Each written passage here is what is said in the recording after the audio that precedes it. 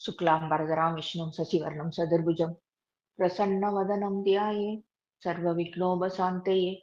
ओम नमः शिवाय परमेश्वराय शशिशेखराय नमो ओम भवाय कुलचम्भवाय शिवताण्डवाय नमो ओम।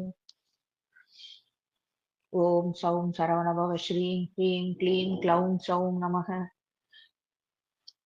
गुरु ब्रह्मा गुरु विष्णु गुरुदेवो महेश्वरा குரு சாட்சாத் பரபிரம்மம் தஸ்மை ஸ்ரீ குரவே நமக. என்னை வழி நடத்தி கொண்டிருக்கும் அனைத்து குருமார்களுக்கும் எனது பணிவான வணக்கங்கள். குருவருள் ஆன்மீக மையத்தில் இணைந்திருக்கும் அத்தனை ஆத்மாக்களுக்கும் எனது வணக்கத்தை தெரிவித்துக் கொள்கிறேன். இன்னைக்கு பார்க்கக்கூடியது உண்மையிலேயே ரொம்ப அருமையான ஒரு தலைப்பு. ஒரு புதிய கோணத்துல ஒரு விஷயத்த பார்க்கிறோம். ஓகேயா? அன்பே சிவம் சுகமே சூழ்க, கடவுளும் உலகமும் சந்திக்கும் இடம். ஓகேயா? நம்ம முதல்ல ஒரு குறள் பார்த்துருவோம். அடக்கமுடைமை அதுல இருந்து எடுத்த ஒரு குறள் தான். செறிவறிந்து சீர்மை பயக்கும் அறிவறிந்து ஆற்றின் அடங்க பெறின். அதாவது அடக்கத்தோட வாழ்வதுதான் அறிவுடைமை அப்படின்ட்டு யார் தெரிஞ்சுக்கிட்டு அது மாதிரி அவங்களுடைய வாழ்க்கையை அடக்க ஒடுக்கமாக, அதாவது ரொம்ப தம்பட்டம் அடிச்சுக்கிறது, நான் அப்படின்றது, அந்த நான் அப்படின்றதுக்கு பின்னாடி என்ன வந்துருது, அந்த ஒரு அகந்தை வந்துருது இல்லையா, நான் தான் அப்படின்ட்டு. அதை தானே நம்ம ஆன்மீகத்திலேயே நிறைய பார்க்கிறோம். அது இருக்கக்கூடாதுன்ட்டு. சோ அந்த அடக்கம்ன்றது ரொம்ப தேவைப்படுற ஒரு விஷயமா இருக்கு. அப்ப எவன் ஒருவன் அடக்கமா, அறிவு நிறைய இருக்கு, ஆனாலும் அடக்கமா யாரு வாழ்றாங்களோ அவனுடைய அடக்கம்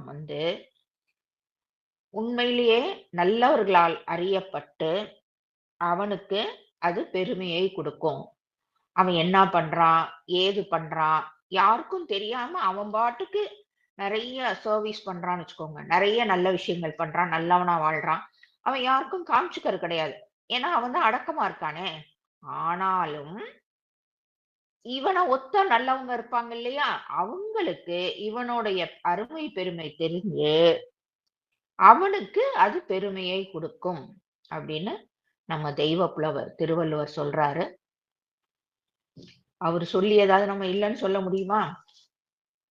அதனால முடிஞ்ச வரைக்கும் நம்ம அடக்கத்தோட வாழ்றதுக்கு பார்க்கலாம். ஏதோ ஒரு சர்வீஸ் பண்ணா கூட முடிஞ்ச வரைக்கும் தெரிய வேண்டாம். நம்ம ஏதாவது ஒரு நல்ல விஷயம் பண்றோம் அப்படின்னா அது நம்மளுடைய ஆத்ம திருப்திக்கு தானே பண்றோம்.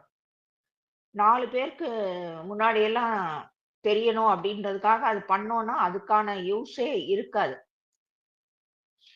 சரி. சோ இந்த வேதங்கள்ல, இந்த உபனிஷத்துகள், இந்த மாதிரி எல்லா விஷயங்களிலும் என்ன ஒண்ணு சொல்லப்பட்டிருக்கு, இந்த முனிவர்களால, பெரிய பெரிய மகான்கள், இவங்க, அதாவது இப்ப நந்தி பெருமான், நந்தியம் பெருமான், இந்த மாதிரி இருக்கிறவங்களால எல்லாமே ஒரு விஷயம் சொல்லப்பட்டிருக்கு. அது என்ன அப்படின்னா, உனக்குள்ள ஒண்ணு இருக்கு, அது என்னன்னு கண்டுபிடி அப்படின்றதுதான். இப்ப ரமணரோட இதுல கூட நீங்க பாத்தீங்கன்னா, நான் யார், who am I அப்படின்றது ஒரு பெரிய விஷயம் ஆக்சுவலா. நம்ம ஆனா நம்ம அத நம்ம கண்டுபிடிக்கிறோமா இல்லையானா இல்ல. என்ன, அந்த ஆன்சர மட்டும் நம்ம எடுத்து நம்ம ஃபிட் பண்ணி வச்சுக்கிறோம். who am I னா ரொம்ப சாமர்த்தியமா நான் ஆன்மா அப்படின்னு சொல்லிட்டு நம்ம அப்படியே சைலண்டா இருந்துக்கிறோம். உனக்கு எப்படி நீ ஆன்மான்னு நீ கண்டுபிடிச்ச அப்படின்னா நமக்கு பதில் தெரியாது. ஆனா நாம யாரு என்ன அப்படின்றத நம்மளா அலசி அலசி அலசி அந்த செல்ஃப் அனலைஸ் பண்ணி தான் அந்த விஷயத்த கண்டுபிடிக்கணும். ஓகே. அவரு ஒரு வழி காமிச்சிருக்காரு. யாரு? ஆ ரமணர். ஓகேயா? அந்த ஓகே. இதுக்கான ஆன்ஸர் வந்து இது அப்டின்ட்டு. அவரு சொன்ன ஆன்ஸர் அவரு சொன்ன ஆன்ஸர நம்ம ஏன் ஒத்துக்கணும்? அவரு எப்படி அந்த ஆன்ஸர எடுத்தாரோ, அந்த வழியில போய் நம்ம ஆன்ஸர் எடுக்கலாம். அந்த ஆன்ஸர மட்டும் நம்ம எடுத்து வச்சுட்டு, ஆமா, ஆமா கரெக்ட்டு தான். அப்படின்ற மாரி நம்ம சொன்னோம்னா, அதுல யூஸ் கிடையாது. ஸோ, எல்லா இடத்துலயுமே இந்த வேதங்கள்ல எல்லாமே சொல்லப்பட்டிருக்கும் விஷயம், உனக்குள்ள ஒண்ணு இருக்கு. அது என்ன? அத கண்டுபிடி. அதுக்கு தான் உனக்கு இந்த உடல் குடுக்கப்பட்டிருக்கு. இது எல்லாமே நம்ம பார்க்கிறோம். ம். எல்லாமே பார்க்கிறோம். எல்லாமே நமக்கும் தெரியுது. ஆனா, அவ்ளோ பொறுமை கிடையாது. அதுக்குள்ள போயி எப்படி அதுக்கு மேல சில இடத்துல வந்து அந்த பொறுமையோட திரும்ப, திரும்ப, திரும்ப ஒரு விஷயத்த செய்றப்ப தானே அதுக்கான ரிசல்ட் வரும். ஆனா, அதுவரைக்கும் நம்மளால என்ன பண்ண முடியறதில்ல, காத்துட்டு இருக்க முடியறதில்ல. அட போப்பா! எத்தன தரம் நானும் போய் உட்கார்ந்து தூக்கம் தான் வருது. வேற ஒண்ணுமே எனக்கு ஒண்ணும் தெரியல. அதுக்கு 4 சீரியல பார்த்தாலாவது பரவால்ல. இல்ல 4 பேரோட பேசினாலாவது, சாட் பண்ணாலாவது பரவால்ல. அப்படின்ற மாரி அந்த மனசு மாறிருது. ஆனா, அந்த இப்ப பார்த்த மாரி இந்த உடலுக்குள் இருக்கிற ஒண்ணு, எதனோடையும் சம்பந்தப்படாத ஒண்ணு. ஓகேயா? ஆனா, அதுதான் எல்லாத்தையும் இயக்குது. கொஞ்சம் காம்ப்ளிகேட்டா இருக்கு இல்லையா? உடலுக்குள்ள நம்ம இப்ப தான் பார்த்தோம் இல்லையா? ரமணர் கூட நான் யார்? உள்ள என்ன வச்சிருக்கீங்க? நம்ம ஏற்கனவே நெறைய பார்த்தாச்சு. பெட்டி குடுத்து விட்டுருக்காங்க. பெட்டி குடுத்து விட்டுருக்காங்க. அந்த சாவி வந்து நம்ம கையில தான் இருக்கு. இதெல்லாமும் நம்மளுடைய அ நமக்கு புரியிற மாரி இருக்கிற லாங்குவேஜ்லயும் நம்ம இத நெறைய பார்த்துருக்கோம். நான் முக்காவாசி பேசினதுல எல்லாமும் சொல்லியிருக்கேன்.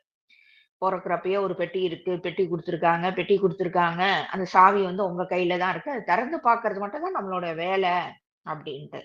ஸோ, இது அத்தனையுமே அதே கான்செப்ட் தான். அப்ப உள்ள இருக்க ஒண்ணு எதனோடையும் சம்மந்தப்படாம இருக்கு. ஆனா, எல்லாத்தையும் இயக்குறது அதுவா தான் இருக்கு. சரி, ஓகே. கரெக்ட்டு. நீங்க சொல்றது கரெக்ட்டுன்னே வச்சுக்கலாம். உள்ள இருக்க ஒண்ணு எதனுடையும் சம்மந்தப்படாதது. ஆனா, அதுதான் எல்லாத்தையும் இயக்குது. அப்டின்னா வெளிய இருக்கிறது யாரு? உள்ள இருக்க ஒண்ணு எ எ அ இயக்குது. அப்ப வெளிய இருக்கிறது யாரு? அ, ஆ வெளிய இருக்கிறது யாரு? இது கவுண்டமணி காமெடி ஒண்ணு இருக்கும் இல்லையா? ரொம்ப கா அது இன்னமும் காதுல கேட்டாலே இதெல்லாம் சொல்றப்பயும் எனக்கு காதுல அது ஒலிக்குது. வெளிய நாங்க, உள்ள நீங்க. நீங்க நாங்க, நீங்க யாரு? அப்படின்னு கேட்பான். அந்த மாரி வெளிய இருக்கிறது நானு, உள்ள இருக்கிறது நீங்க தான் தெரியுது. அந்த நீங்க யாரு? ஓகேயா? ஸோ வெளிய இருக்கிறது ஏதோ, அப்ப வெளிய உள்ள ஒண்ணு இருக்கு. ஓகே. அது வந்து ஆன்மான்னு வச்சுக்கலாம். இப்ப வெளிய இருக்கிறது என்னது? உள்ள ஒண்ணு இருக்குன்னா, வெளியவும் ஒண்ணு இருக்கணும் இல்லையா? அந்த வெளிய இருக்கிறது தான் இந்த உடல். கொஞ்ச நாள் இருந்து மறையக்கூடிய இந்த பொய்யிக்கு அ எல்லாரும் குடுத்திருக்க பேர் வந்து மெய்யின். என்ன ஒரு கான்ட்ரோவர்சி அழியக்கூடிய இந்த பொய்யான உடலுக்கு மெய் என்று பெயர். இது எப்படி சாத்தியம்? நல்லா இருக்குல்ல? இது எப்படி இப்படி மெய்ன்னு இவங்க வச்சிருக்காங்கன்னா, சும்மா அப்படியே கொஞ்சம் மண்டைய காய விடுறது தான்.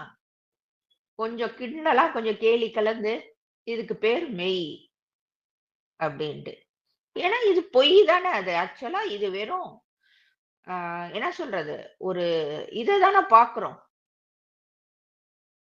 இது நிரந்தரமா இருக்கக்கூடியது இல்லையே!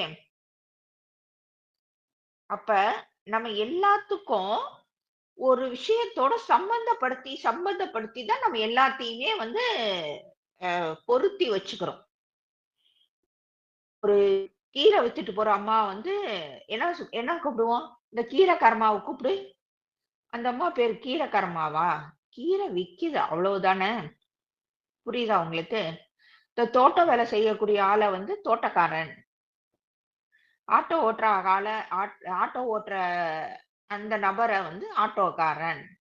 சோ, ஒரு விஷயத்த இன்னொரு இதோட சம்பந்தப்படுத்தி நம்ம வந்து வச்சுக்கிறோம். அந்த மாரி தான் பொய்யான இந்த உடலுக்கு மெய்ன்னு பேரு.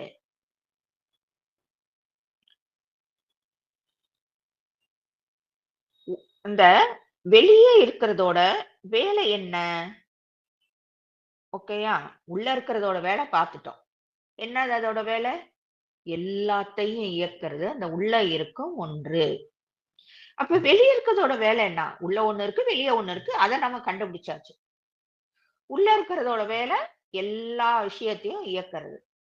அப்ப வெளியே இருக்கும் அந்த உடல் மெய்ன்னு பார்த்துட்டோம். அதையும் பார்த்தாச்சு. அது வரைக்கும் நமக்கு கிளியர். அந்த மெய்யோட வேலை என்ன? நம்ம பொதுவாவே ஆ எல்லா எல்லாருக்குமே உயிருள்ள விஷயத்து மேல தான் நெறைய பற்று இருக்கும். இதுக்கு வந்து மகான்கள் கூட வந்து விதிவிலக்கு கிடையாது ஆக்சுவலா. ஆ இப்ப ரமணர் நீங்க எடுத்துக்கிட்டீங்கன்னா கூட, நீங்க ரமணாசிரமம் போய் பார்த்தீங்கன்னா, அவர் ரொம்ப வளர்த்த பசுமாடு பேரு லக்ஷ்மி. ஒரு மயில் ஒண்ணு வளர்த்திருப்பாரு. அதுக்கெல்லாம் கூட தனித்தனியான சமாதி இருக்கும். ஸோ எல்லாருமே அந்த இன்னொரு நம்ம இது கூட ஏற்கனவே பார்த்தோம். இன்னொரு ஒரு முனிவர் கூட ஒரு பெரிய முனிவர். எல்லாத்தையும் தொறந்தவரு அப்படியே அப்படி ஒரு அ அந்த அளவுக்கு ஒரு உன்னதமான ஒரு முனிவர். ஆனா வந்து அவரு அந்த ஒரு மான் மேல பற்று வச்சிருப்பாரு. சோ எல்லாருமே அந்த உயிருள்ள ஒரு விஷயத்தோட பற்று ஜாஸ்தி இருக்கு. அதாவது வீடு, நமக்கு கம்பெனி இருக்கலாம், கார் இருக்கலாம், எல்லாமே இருக்கலாம். ஆனாலும் நமக்கு நம்மளுடைய குடும்பத்துல மனைவியோ, இல்ல கணவனோ, இல்ல குழந்தைகளோ, இல்ல அம்மாவோ, அப்பாவோ கல்யாணம் ஆகாததுக்கு முன்னாடி அப்படின்னா, இந்த மாதிரி ஏதோ ஒண்ணோட உயிருள்ள ஒரு விஷயத்தோட இருக்கும் பற்று தான் ஜாஸ்தி. இதுக்கு தான் நம்ம இந்த மாரி வந்து மகான்கள் கூட இதுக்கு விதிவிலக்கு கிடையாது. ஆனா அவங்க ஏன் இப்படி இந்த மாரி ஒரு இது வச்சிருக்காங்க அப்படின்னா, அ எல்லா உயிர்களும் சமம் அப்படிங்கிற அவங்களுடைய நோக்கம் வந்து வேற. உயர்ந்த ஒரு நோக்கத்துல அவங்க வந்து வச்சிருப்பாங்க. இன்னும் சொல்ல போணும்னு சொல்லணும் அப்படின்னா, ஆ சிவபெருமான் வந்து பன்னிக்குட்டிக்கு வந்து பால் குடுத்தது வந்து ஒரு நீங்க எல்லாருமே வந்து அத எல்லாமே இது பண்ணிட்டு இருக்கீங்க இல்லையா? அவங்க வாசுகி ரவி எடுக்கிறத வந்து இது பண்ணிட்டு இருக்கீங்க இல்லையா? அந்த இதுல ஏன் வந்து எத்தனையோ குழந்தைகளும் இருக்க தானே செய்யும். எதுக்கு இந்த பன்னிக்குட்டிக்கு அவரு பால் குடுத்து, அவரு ஒரு விஷயத்த அங்க காட்டுறாரு. அப்படின்னா, எல்லா உயிரும் அங்க சமம்ன்ற விஷயம். அததான் இவங்கெல்லாம் மகான்கள்லாம் கடைபிடிச்சிருப்பாங்க. எல்லாத்துக்கும் இது உண்மையிலேயே நடந்திருக்கலாம். என்ன கேட்டா நடக்காமயும் இருந்திருக்கலாம். ஆனா, சொல்லப்பட்ட நோக்கம் என்ன அப்படின்னா, எல்லா உயிர்களும் சமம்.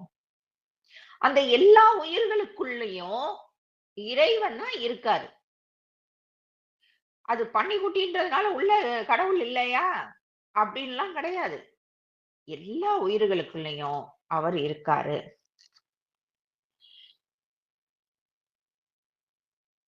உள்ள இருக்க அந்த ஆன்மா அப்படின்றது கண்ணுக்கு புலப்படாத ஒண்ணுதான். ஓகேயா? ஆனா வெளிய இருக்கிற உடல் வந்து கண்ணுக்கு புலப்படக்கூடியது. சோ, இந்த உள்ள இருக்கிறதுக்கும், வெளிய இருக்கிறதுக்கும் என்ன தொடர்பு? ஏதாவது ஒரு தொடர்பு இருக்கணும் இல்லையா? ஏதோ ஒரு வேலை காரணமா தானே நம்ம இப்ப ஒரு கண்ணாடி போட்டுக்கிறோம்னு வச்சுக்கோங்களேன். கொஞ்சம் அ ஏன் கண்ணாடி போடுறோம்? சரியா கண்ணு தெரியல. அந்த கண்ணாடி மூலமாக நம்ம ஒரு விஷயத்த பார்க்கணும். ஓகேயா? வண்டிய ஓட்டுறோம். வண்டியில ஏறி உட்கார்ந்து நம்ம எங்கேயோ போகணும் அப்படின்றதுக்காக வண்டி ஓட்டுறோம். இல்ல வண்டியில போறோம். அப்ப எல்லாத்துக்குமே ஒரு ரீசன் இருக்கு. அப்ப இந்த உள்ள இருக்கிறதுக்கும், வெளிய இருக்கக்கும் என்ன தொடர்பு? என்ன விஷயத்துக்காக 2ம் சேர்ந்து இருக்கு? அதெல்லாம் இருக்கு தானே! இந்த உடம்பு வந்து இந்த மெய்யின்னு சொல்லக்கூடிய இந்த பொய் வந்து 2 நாள் யாராவது குளிக்காம இருந்தாங்க அப்படின்னா, அப்படி ஒரு நாத்தமா நாறும் இல்லையா? வேர்வை ஸ்மெல்லும், ஒரு மாரி அ புழுங்குன வாடை அப்படின்னு சொல்லுவாங்க. அந்த மாரி ஒரு வாடை அடிக்கும். சில பேர்கிட்ட கூட என்ன குளிக்கவே இல்ல போல இருக்கு. ஒரு மாரி ஸ்மெல் அடிக்குது. சும்மா குளிக்காம இருக்கிறதுக்கே அப்படி. இதே அந்த உடலானது, அந்த மெய்யென்னும் சொல்லக்கூடிய அந்த பொய்யானது மரணம் அடைஞ்சிருச்சு அப்படின்னா, அந்த உடல் அருவருக்கத்தக்க ஒன்றாக மாறிடுது. அ ஒரு நாளைக்கு மேல யா அப்படியே உயிருக்கு உயிரா இருந்தவங்கனால, அந்த ஒரு நாளைக்கு மேல அந்த உடல வச்சிருக்க முடியுமா? எப்படி ஒரு நாத்தம் இருக்கும். சக மனிதர்களாலேயே அது வந்து அருவருக்கத்தக்க கூடிய ஒன்றாக, விலக்கத்தக்க கூடிய ஒன்றாக தான் அந்த உடல் இருக்கு. அப்ப இது எப்படி வந்து மெய்யின்னு கணக்குல எடுத்துக்க முடியும்? அப்ப உங்களுக்கு நல்லா புரிஞ்சிருக்கும். இது என்ன இதுல பேஸ்ல இப்படி பேர் வச்சிருக்காங்கன்ட்டு. ஆனா, இந்த அருவருக்கத்தக்க அந்த உடலுக்குள் தான் இறைவன் இருக்காரு. எல்லா உடல்லயும் இறைவன் இருக்காரு. ஒரு மனுஷன் இறந்துட்டான் அப்படின்னா, அந்த ஒரு நாளைக்கு மேலேயே அடுத்த மனிதன் வந்து பக்கத்துல போறதுக்கு கூட விருப்பறதில்ல. என்னான்னா, அப்படி ஒரு ஸ்மெல் அடிக்குது. அதனால தானே நம்மளுடைய ஆ வழக்கத்துல எல்லாமே வந்து இந்த ஊதுவத்தி கொளுத்துறது, இந்த சில விஷயங்கள்லாம் ஏன் பண்றாங்கன்னா, அத ஒரு ஃபார்மலா பண்றாங்க. ஆனா, பேக் இதுல இருக்க அந்த பேக்கிரவுண்ட்ல இருக்கிற காரணம் எல்லாம் இதுதான். ஸோ, இப்படி இருக்கக்கூடிய உடலுக்குள்ளேயும் இறைவன் ஆனந்தமாக இருக்கிறார். சரி. அப்ப இவ்ளோ நாள் இந்த சொசைட்டில ஒரு விஷயம் புழங்கிக்கிட்டே இருந்திருக்கு. என்னன்னா, கடவுள் இருக்கு. கடவுள் வந்து எங்க சுத்தமா இருக்காரோ, அங்க தான் இருக்காரு. எங்க தூய்மையோட இருப்பிடமா இருக்கோ, அங்க தான் கடவுள் இருப்பார். எங்க அழகு நிறைஞ்சிருக்கோ, அங்க தான் இருப்பார். எங்க வந்து நீட்னஸ் இருக்கோ, அங்க தான் இருப்பார். இப்படித்தானே நமக்கு வந்து சொல்லிக் குடுக்கப்பட்டிருக்கு. ஆனா, அது உண்மை கிடையாதாம். ஏன் உண்மை கிடையாது அப்படின்னா, இந்த உடம்புல நெறைய புண்களோட, இல்ல தீரவே முடியாத சில வியாதிகள்லாம் இருக்கு இல்லையா? அதெல்லாம் நமக்கு வேண்டாம். பொதுவா நம்ம பார்ப்போம். தீர்க்கவே முடியாத உடல் அழுகி போயி, உயிரோட இருக்கப்பயே, அதுலருந்து நெறைய விஷயங்களாக அது மாறி, அந்த உடல் கண்ணுக்கு முன்னாடியே அரிச்சு போய்க்கிட்டு இருக்கிறது எல்லாமே ஒரு கண்டிஷன் வந்து மோசமா போய்க்கிட்டே இருக்கக்கூடிய அந்த உடலுக்குள்ளும் இறைவன் குடியிருக்கிறார். அப்ப அந்த உடல் ரொம்ப மோசமா தானே போய்க்கிட்டு இருக்கு. பேட் கண்டிஷன்ல தானே உயிர் இருக்கு. ஆனா, அது பேட் கண்டிஷன்ல தானே இருக்கு. அப்ப இறைவன் வந்து அந்த தூய்மையா இருக்கிற இடத்துல மட்டும் தான் இருப்பாரு. இல்ல, அழகா இருக்கிறவங்க கிட்ட மட்டும் தான் இருப்பாரு. அப்படின்னா, அப்ப அதுக்குள்ளயே தானே இறைவன் இருக்காரு. சோ, இங்க வந்து ஒரு பெரிய உண்மைய நம்ம புரிஞ்சுக்கணும். ஆத்மார்த்தமான ஒரு உண்மையை புரிஞ்சுக்கணும். என்ன அப்படின்னா, அ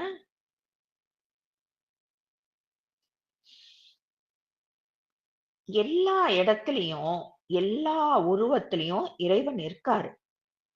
ஆனா, உலகம் வந்து தன்னை மதிக்கணும் அப்படின்றதுக்காக எவன் ஒருவன் செயல்களை செய்யாம இருக்கிறானோ, அதுக்காக செயல்களை செய்யாம இயல்பா செய்றானோ, அவன்கிட்ட தான் இறைவன் அவன் தான் இறைவனுக்கு ஒத்த அந்த தன்மைக்கு வரக்கூடிய அந்த நிலையில இருக்கக்கூடியவரா இருக்காங்க. இப்ப பார்க்கக்கூடிய இவங்க எல்லாருமே வந்து ஆ எல்லாருமே அப்படிதான். நீங்க மதர் தெரசாலாம் நீங்க அவங்களோட ஹிஸ்டரி எல்லாம் பார்த்தீங்கன்னா, அசந்து போயிருவீங்க. நீங்க பார்த்திருக்கலாம் இல்லையா? இந்த லெப்ரசிக்கு எல்லாமே அவங்க அப்படி தொடச்சு, அப்படி இது பண்ணி என்னன்னா அங்க உள்ள இருக்கிறது யாரு? இறைவன். வெளிய இருக்கிறது தான் இந்த உடல். உள்ள இருக்கிறது இறைவன். அப்ப இந்த எது நல்லது? எது அழகா இருக்கு? எது தூய்மையா இருக்கு? நான் அங்க மட்டும் தான் நான் வருவேன். இங்க நான் வரமாட்டேன். இப்படியெல்லாம் இல்லாம அதெல்லாம் பிரேக் பண்ணி, யாரு வந்து அதெல்லாம் தொறந்து இப்படி ஒரு சிஸ்டம் வச்சிருக்காங்க இல்லையா? நம்ம சொசைட்டில. சுத்தமா இருக்கணும், தூய்மையா இருக்கணும், எல்லாமே ஓகே. ஆனா, இந்த இடத்துக்கு மட்டும் தான் நான் வருவேன். இங்க நான் வரமாட்டேன். இப்படிதான் எனக்கு இருக்கணும். அப்படின்றது எல்லாமே பிரேக் பண்ணி, இதை இதை எல்லாத்தையும் எவன் ஒருவன் துறக்கிறானோ, அவன் தான் துறவி. அவன் தான் முற்றும் துறந்தவன். சோ, இங்க நல்லா புரிஞ்சுக்கணும். உலகம் வந்து இந்த சொசைட்டி வந்து எத புனிதமா இருக்குன்னு சொல்லுதோ, அத தான் அவன் தொறக்கிறான்.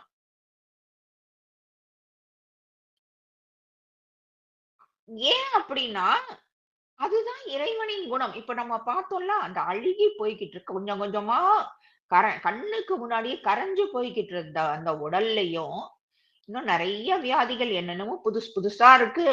உடம்பு அப்படியே உருக்குற வியாதி எத்தனையோ இருக்கு. அந்த அத்தன உடலுக்குள்ளயும் இறைவன் இருக்கிறான்றப்ப, இப்ப இறைவனின் குணம் வந்து அப்ப இவங்க மகான்களுக்கு அப்ப எப்ப வருது? யாரையும் தள்ளாம அவங்க கிட்ட தான் இன்னும் ரொம்ப அன்பா, ரொம்ப ஆதரவா. அப்ப இறைவனின் குணம் எப்ப வருதோ, எல்லார்கிட்டயும் இந்த மோசமான நிலையில இருக்கிறவங்கட்ட கூட, இல்ல மோசமான ஒரு சூழ்நிலையில குடியிருக்காங்க, இது பண்றாங்கன்னா கூட, அவங்களையும் சமமாக பார்க்கிற யார்கிட்ட அந்த குணம் இருக்கோ, அவங்க தான் இறைவனுடைய குணத்துக்கு ஒத்து வர்றாங்க.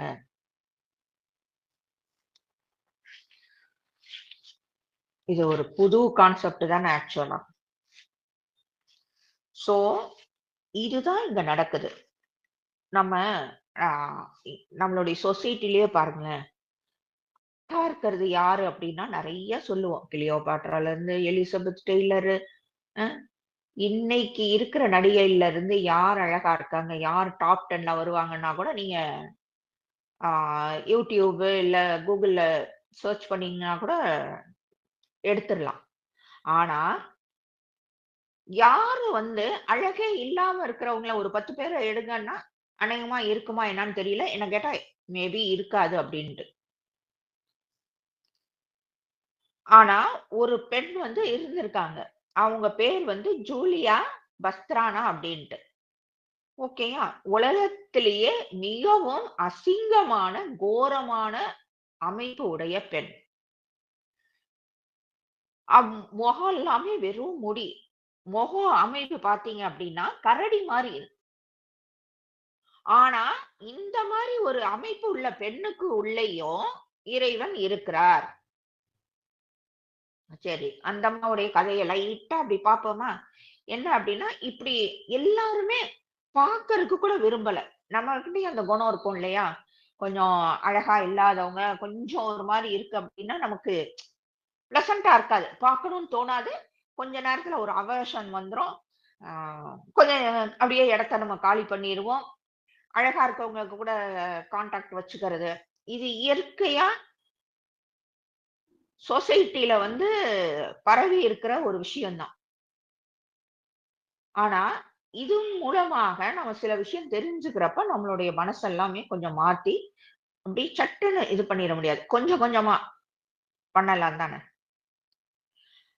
சரி. அந்த ஜூலியாக்கு வருவோம். ஜூலியா பஸ்தானாக்கு. அந்த பெண் ரொம்ப ஒரு கோரமான ஒரு முக அமைப்பு. உடம்பு முழுக்க முடி. கிட்டத்தட்ட பார்த்தீங்கன்னா, ஒரு குரங்கு மாரி தான். அந்த பெண்ணையும் ஒருத்தர் வந்து லவ் பண்ணி கல்யாணம் பண்ணிக்கிட்டார்.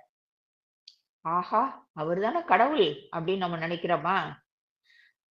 அதுதான் கிடையாது. அவரு என்ன பண்ணிட்டாரு அப்படின்னா, ஆ கல்யாணம் பண்ணிக்கிட்டு அந்த கொஞ்சம் கொஞ்சம் முன்னாடி ஒரு 100 வருஷத்துக்கு முன்னாடி எல்லாம் நெறைய சினிமா இதெல்லாம் கிடையாது இல்லையா? நெறைய இந்த சர்க்கஸு இந்த மாரி இதுதான் லைவ் ஷோ தான் நெறையா இருக்கும். அப்ப இந்த மாரி சர்க்கஸ் நடக்கிற இடத்துல எல்லாம் அந்த பொண்ண கூட்டிட்டு போயி, ஒரு பேரம் பேசி அவள காட்டுறது தான் அவரோட வியாபாரத்துக்காக அந்த பெண்ண வந்து கல்யாணம் பண்ணி, இந்த மாரி அவரு வாழ்க்கை நடத்திட்டு இருந்தாரு. அது மூலமா அவரு வந்து ஒரு சம்பாரிச்சுட்டு மூலதனம் என்ன? இங்க கல்யாணம்ன்ற ஒரு விஷயம். நல்லாவே சம்பாரிச்சுட்டு இருந்திருக்காரு. அதுக்கப்புறம் அவளும் வந்து ஒரு கட்டத்துல வந்து ஆ பிரெக்னன்ட் ஆயிட்டா.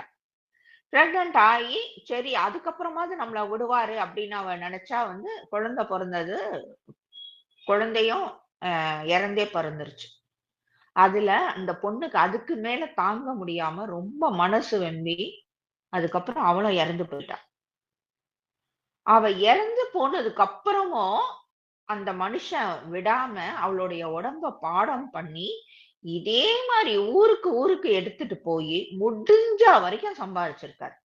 சோ, இங்க நம்ம ஏன் இந்த கதைய பார்க்கிறோம்னா, அப்ப அப்படி இருக்கக்கூடிய உடல்லயும் இறைவன் இருக்காரு. இப்ப எப்படி எதுக்காக இப்படி ஒரு அ உடல அவரு படைக்கணும்? நமக்குள்ள அந்த கேள்வி இருக்கு இல்லையா? எதுக்கு அப்படி படைக்கணும் அப்படின்னா, அதுக்கான ஆன்ஸர் தான் நம்ம இனி பார்க்க போறோம். எல்லாரையுமே நல்லாவே படைச்சிடலாம் இல்லையா? அந்த பொண்ணுக்கு எவ்வளவோ ஒரு மன வலி இருக்கும். எவ்வளோ ஒரு வேதனை. அ எல்லாரும் பார்த்து கிண்டல் பண்ணி கண்டிப்பா சிரிப்பாங்க இல்லையா? வெளியில எல்லாம் அப்படி பார்க்கிறப்ப. சோ, நமக்குள்ள இறைவன் இருக்காரு. வெளிய நாம இருக்கோம். அப்ப இந்த வெளிய இருக்கும் உடல் என்ன பர்ப்பஸுக்கு இருக்கு? உள்ள இருக்கிற கடவுள் இயக்குறாரு. வெளிய இருக்கிற உடல் என்ன பர்ப்பஸுக்கு இருக்கு? எ வீட்டுக்குள்ள வீட்டின் உரிமையாளர் இருக்கிறார். ஓகேயா? அந்த கதவு மூலியமா தானே ஒரு வீடு இருக்குன்னா, வீட்டுக்குள்ள உரிமையாளர், அந்த வீட்டோட ஓனர் இருக்காரு. அவரு இப்ப வெளிய வரணும், வெளிய வந்து சில விஷயத்த பார்க்கணும் அப்படின்னா, அவரு எப்படி வெளிய வருவாரு? அந்த கதவ ஓப்பன் பண்ணி தானே வருவாரு. சோ, உள்ள கடவுள் இருக்காரு. வெளிய அவர் வந்து இந்த உலகத்த வெளிய வந்து உலகம் இருக்கு. வெளியே இருக்கும் உலகத்தை அவர் பார்க்கணும்னா, இந்த உடல் என்னும் கதவ திறந்து பார்க்கிறாரு. இந்த கதவின் மூலமாக கதவை திறந்து பார்க்கிறாரு. சோ இந்த உடலானது கதவாக இருக்கிறது. ஞானிகள்லாம் என்ன பண்ணுவாங்க அப்டின்னா, அவங்க தான் நம்ம இப்ப பார்த்தோம் இல்லையா? அவங்களுக்கு தெரியும். உள்ள இருக்கிறது ஆன்மா. நீ யாரு அப்டின்னா, ஆன்மா. ஆன்மான்னு வெறும் இன்னொருத்தர் சொன்ன ஆன்ஸர எடுத்து அவங்க சொல்லாம, அவங்க அனுபவிச்சு அவங்க சொன்ன ஆன்ஸர் கரெக்ட்டா? இல்ல இதுலயும் மாறுபாடு இருக்கான்னு ஏன்னா, ஒரு ஞானியும், இன்னொரு ஞானியும் சொன்னதுக்கு கூட ஒரு டிஃபரன்ஸ் இருக்கும். அப்ப அது பொய்யான்னா அப்படி கிடையாது. அவங்க உணர்ந்தத அவங்க சொல்றாங்க. இன்னொருத்தர் உணர்ந்தத இன்னொருத்தர் சொல்றார். ஆனா, இந்த பாமர மக்கள் என்ன சொல்லுவாங்க? "நீ யாருன்னா, என் பேரு இது. நான் வந்து இவ்ளோ ஹைட்டு, இவ்ளோ வெயிட்டு. எனக்கு வந்து இத்தன குழந்தைங்க, எனக்கு வந்து வீடு இருக்கு, கார் இருக்கு, எல்லாம் இருக்கு." அப்படின்னு சொல்லுவாங்க. சோ, இந்த உடல் என்னும் கதவு வந்து ஏகப்பட்ட வாசல்களை வச்சிருக்கு. இந்த உடலுக்குள்ள தான் இறைவன் இருக்கிறாரு. இந்த இந்தோனேஷியா, இந்த பாலி அந்த மாரி இடத்துல எல்லாம் கூட பார்த்தீங்க அப்படின்னா, ஆ அவங்களுடைய இந்த கோயில், இந்த மாரி சில விசேஷமான இடங்கள் எல்லாமே கதவு வந்து அந்த நிலை கதவு வந்து ரொம்ப உயரமா இருக்கும். ஏன் அப்படின்னா, அந்த கதவை வந்து அவங்க எதோட தொடர்பு படுத்துறாங்கன்னா, அது சொர்க்கத்துக்கான வாசல். புரியுதா? அப்படின்னு அதோட தொடர்பு படுத்தி அவங்க சொல்றாங்க. இங்க இருக்கக்கூடிய உடல்கள் அத்தனையுமே இறைவன் இருக்கக்கூடிய வாசல்கள் தான். அந்த வாசல தான் நம்ம இப்ப பார்த்துக்கிட்டு இருக்கோம். அந்த வாசலுக்கு தான் ஒவ்வொரு பேர் வச்சுக்கிறோம். சோ, இறைவனுக்கு வெளியே இருக்கக்கூடிய இந்த உலகத்த, உள்ளே இருக்கக்கூடிய கடவுள் வந்து நடுப்புற நான் இந்த உடல் மூலமாக பார்க்கிறார். வெளியே இருக்கக்கூடிய இந்த உலகம் வந்து இந்த உடல் போயிருச்சுன்னு வச்சுக்கோங்க. அந்த உலகம் ஏதோ மாற்றுது. ஐய்யய்யோ! இவங்க போயிட்டாங்களே! அப்படியே இன்னைக்கு சூரியன் வராது. நாளைக்கு சந்திரன் லீவ் போட்டுருவாரு. காத்து அடிக்கிறது நின்னுடும். ஏதாவது மாறப்போதா? எதுவும் மாறாது. நம்ம வீட்லயே கூட இருக்கிறவங்க மாற மாட்டாங்க. இல்லையா? 2 நாள் அழுவாங்க, 1 மாசம் அழுவாங்க. அதுக்கப்புறம் ஆட்டோமேட்டிக்கா அவங்களுடைய அந்த டெய்லி ஆக்டிவிட்டீஸ்ல நம்மளும் அத தானே பண்ணியிருக்கோம். இப்படிதானே உலக இயல்பு இருக்கு. சோ வெளிய இருக்க எதுவுமே அதாவது இந்த வெளிய இருக்கக்கூடிய இந்த உலகம் எதுவும் மாறப்போறது கிடையாது. ஓகே. அப்ப அந்த உலகமும் நான் கிடையாது. உள்ள இருக்க கடவுள் மாற்றமே இல்லாம இருக்காரு. அதாவது அப்படியே ஆ அவருக்கு வந்து அந்த இறுதியே கிடையாது இல்லையா? அப்படியே இருக்காரு. சோ, நாம வந்து கடவுளும் கிடையாது. வெளிய இருக்கக்கூடிய உலகமும் கிடையாது. இங்க கடவுள் வந்து நிரந்தரமா இருக்காரு. வெளிய இருக்க உலகம் மாற்றமே இல்லாம இருக்கு நம்ம போனா கூட. இது 2த்துக்கும் நடுப்புற இருக்கிறது தான் இந்த உடல் என்னும் அமைப்பு. இந்த உலகமும், கடவுளும் சந்திக்கக்கூடிய புள்ளி எது? தலைப்புக்கு வந்துட்டோமா? அதுதான் இந்த உடல். இப்ப நம்ம ஒரு எக்ஸாம்பிள் மூலமா பார்க்கலாம். இந்த டிவி மூலமா இப்ப கூட நெறைய இதெல்லாம் கிரிக்கெட் மேட்ச் எல்லாம் நடந்துட்டு இருக்கு இல்லையா? நம்ம பார்க்குறோம். எங்கேயோ நடக்கக்கூடிய மேட்ச்ச ஏதோ ஒரு கிரவுண்ட்ல மேபி அது இந்தியால இருக்கலாம், இல்ல வேற ஏதாவது துபாய்ல இருக்கலாம், இல்ல வேற ஏதாவது கண்ட்ரில இருக்கலாம். எங்கேயோ நடக்கிறத இந்த டிவி மூலமாக நாம அத வாட்ச் பண்றோம். என்ன பண்றோம்? வாட்ச் பண்றோம். சோ, இதே மாரி தான் அ உள்ளே இருக்கும் இறைவன் இந்த டிவி என்னும் உடல் மூலமாக வெளியே இருக்கக்கூடிய உலகத்தை வாட்ச் பண்ணுகிறார்.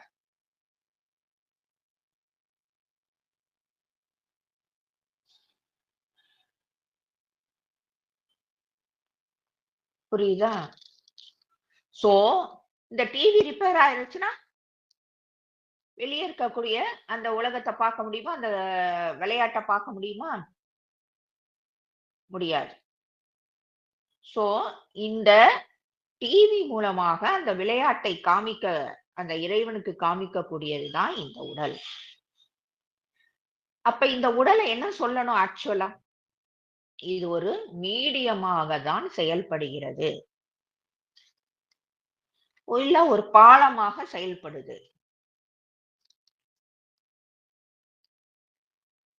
அதுக்காக தான் இவங்க எல்லாருமே முனிவர்கள், இவங்க எல்லாருமே விஷயம் தெரிஞ்சவங்க அத்தனை பேருமே, இந்த உடம்பு சரியா இருந்தா தானே இறைவன் வந்து நம்மள உபயோகப்படுத்துவாரு அப்படின்ட்டு, உடம்ப வந்து காயகல்பமா மாத்தி வச்சுக்கிட்டாங்க. அப்ப இறைவன் வந்து தொடர்ந்து இந்த உடல் மூலமாக தொடர்பு கொள்ளுவார். டிவி சரியா இருந்தா தானே நீங்க வந்து மேட்ச் பார்க்க முடியும். டிவி ரிப்பேர் ஆயிடுச்சுன்னா, எப்படி பண்ண முடியும்? கண்டிப்பா கனெக்ஷன் கட் ஆயிருமா? சோ வெளிய இருக்கக்கூடிய இந்த உலகம் வந்து, உள்ள இருக்கக்கூடிய கடவுளுக்கு இந்த உடல் மூலம் செய்தி அனுப்பாது. மரணம் என்று ஒன்று சம்பவித்தால். அப்ப எப்படி வந்து நமக்கு உடல் போயிருது?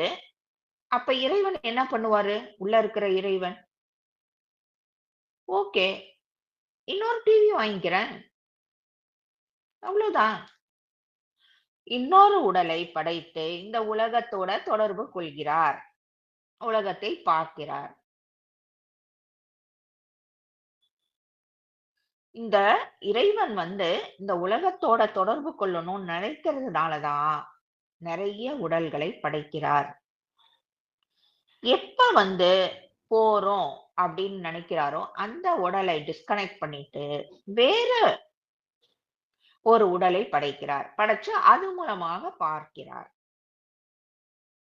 இப்ப ஃபாரின் கண்ட்ரீஸ் இல்ல அப்ராட்ல இன்னைக்கு ரொம்ப சகஜமா இருக்கு இல்லையா? எல்லார் வீட்டுக்கு ஒருத்தர் இருக்கிற மாரி தானே இருக்காங்க. இல்ல டோட்டல் ஃபேமிலிய கூட இப்ப ஃபாரின் கண்ட்ரீஸ்ல இருக்கிற மாரி இருக்கு. அப்ப இங்க இருக்கிறவங்க யார் கூடயாவது தொடர்பு கொள்ளணும்னா, அவங்க என்ன பண்ணுவாங்க? ஏதோ ஒரு மீடியம் மூலியமா தானே அவங்க தொடர்பு கொள்ள முடியும். அதுதான் இப்ப மொபைலா இருக்கு. ம். சோ அந்த மொபைல் மூலமாக நாம ஒருத்தரோட தொடர்பு கொள்கிறோம். அதே மாரி தான் உங்கள் மூலமாக இறைவன் அதை அ ஒ இந்த உடலானது ஒரு மீடியமாக அவர் வச்சு அந்த உலகத்தை பார்க்கிறார். அடுத்து அவர் சேனல மாத்துனாருன்னா, இந்த சேனல் முடிஞ்சிருச்சு. இந்த சேனல் முடிஞ்சிருச்சு. வேற சேனலுக்கு அவரு போயிடுறாரு. அதுவரைக்கும் இந்த சேனல் லைவா இருக்கும். அவருக்கு போறோம் இந்த சேனல்ல. சில பேர் புலம்புவாங்க இல்லையா? எதுக்கு தான் நான் இருக்கேன்னு தெரியலையே! என்னால ஒரு யூஸும் கிடையாது. அ எதுக்கு ஆ நெறைய பேர் கூட படுக்கையிலேயே நெறைய நெறைய நாட்கள் இருப்பாங்க. வயசாயிருச்சுனா கூட உயிர் போகாது. நெறைய விஷயம் பார்க்குறோம். அப்ப அங்க ஒரு கொக்கி இருக்கும். எதுக்கு தான் இந்த உடல வச்சுட்டு இருக்காங்க? எதுக்கு எல்லாமே அவர் இருக்கிறது கூட அவருக்கே தெரியாது. ஆனாலும் இவங்க என்னங்க காரணத்துக்காக இருக்காங்கன்னு தெரியாது. குடும்பத்துல இருக்கவங்க கூட, அப்பா இவ்ளோ இவங்க கஷ்டப்படுறதுக்கு இவ்ளோ ஒரு வெஜிடபிள் மாரி அவங்க இருக்கறதுக்கு போயிரலாமே அப்படின்னு குடும்பத்துல அவர நேசிக்கக்கூடிய அத்தன நபர்கள் கூட அப்படி நினைக்கக்கூடியது இருக்கும். ஆனா, இறைவனுக்கு அவர் மூலமாக இன்னும் சிலது பார்க்கணும்னு அவருக்கு எப்ப போரும்னு நினைக்குதோ, அப்பதான் இந்த சேனல மாத்துறாரு. அதுவரைக்கும் இந்த சேனல் மூலமாக தான் அந்த உலகத்தை அவர் பார்க்கிறார். சோ, இப்போ உங்களுக்கு எல்லாருக்குமே கிளியர் ஆயிருக்கும். இந்த உடல் எடுத்த காரணம் என்ன? இன்னொன்னு நம்ம சந்தோஷப்பட்டுக்கலாம். இந்த உடல் மூலமாக இறைவன் பார்க்கிறாரு அப்படின்னா, இப்ப இறைவனுக்கும் நமக்குமே ஒரு கனெக்ஷன் இருக்கு தானே! அது இங்க உறுதியாகுது தானே! இறைவன் இல்லன்னு சொல்றவங்களா கூட இருந்தாலும், அவங்களையும் இறைவன் விடுறது கிடையாது. அவங்களுக்குள்ளயும் இறைவன் இருக்காரு. நாத்திகவாதிக்கு உள்ளயும் இறைவன் இருக்காரு. இல்லன்னா அவங்க இந்த பேச்சு பேச முடியாது. அவர் சேனல டிஸ்கனெக்ட் பண்ணிட்டாருன்னு வச்சுக்கோங்க. மாத்திட்டாருன்னா எங்கிருந்து அவங்க பேசுவாங்க இந்த நாத்திகத்த? இப்ப அதுதான் பார்த்தோம் இல்லையா? அசிங்கமாகவோ, அருவருக்கத்தக்க நபர்களாக இருந்தாலும், அவங்களுக்குள்ளயும் இறைவன். அப்ப இந்த மாரி பேசுறவங்க தன்னையே இல்லன்ற மாரி அவங்க பேசுறவங்க, அது அவருக்கு ஒரு விளையாட்டு. பேசுப்பா பேசு அப்படின்ட்டு விளையாட விடுறாரு. அவருக்கும் கொஞ்சம் பொழுது போணும் இல்லையா? எப்படி இந்த பொய்ய மெய்யின்னு சொன்ன மாரி அவருக்கும் போகணும் இல்லையா? ஒரு மூவி அப்படின்னாலே, அதுல சண்ட காட்சிகள், சென்டிமென்ட்கள், காமெடிகள், கவர்ச்சி நடனம், இப்படி எல்லாம் கலந்திருந்தா தானே பார்க்க முடியுது. அவருக்கும் சில இதெல்லாம் வேணும் இல்லையா? அதுக்காக தான் இது எல்லாமே. அப்ப அவங்களுக்குள்ள இல்லையா பாரு எப்படி பேசுறாங்க இறைவன அப்படின்னா, அவருக்கு தெரியும். இப்ப குழந்தை நம்மள பெரியவங்கள சில சமயம் சின்ன குழந்தை அடிக்குது அப்படின்னா நமக்கு வலிக்காது. அது ஒரு விளையாட்டா தானே எடுத்துக்குவோம். அந்த மாரி தான். சோ உடலோட எதுக்கு இந்த உடல் எடுத்திருக்கோம் அப்படின்றத எல்லாருக்குமே நல்லா புரிஞ்சிருக்கும்னு நெனைக்கிறேன். வாழ்க வளத்துடன்.